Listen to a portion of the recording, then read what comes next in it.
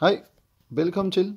I dag skal vi kigge lidt på et ur, der hedder X2 Leather fra Anonymous D. Det ligger her. Fås i 5 forskellige versioner.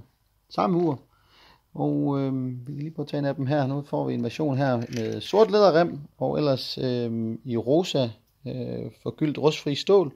Uret er 41 mm, 9 mm tykt. Har datovisning, rigtig flot skinnende urskive, uanset om man vælger den her med den sølvfarvet, eller jeg kan lige tage en af dem op her med blå urskive her. Også rigtig flot spil og levende urskive. Ellers så har vi heroppe i toppen, har vi lige, hvor der står X2. Remmen er kalvelæder, og den er fås i denne version er med blå læderrem, og ellers så fås den med lysebrun herovre, sort, blå, mørkebrun og sort her i de forskellige urkasser. Japansk kvartsurværk, datovisning, og ellers et flot ur til 499. Hop ind og tjek det ud inde på luxur.dk.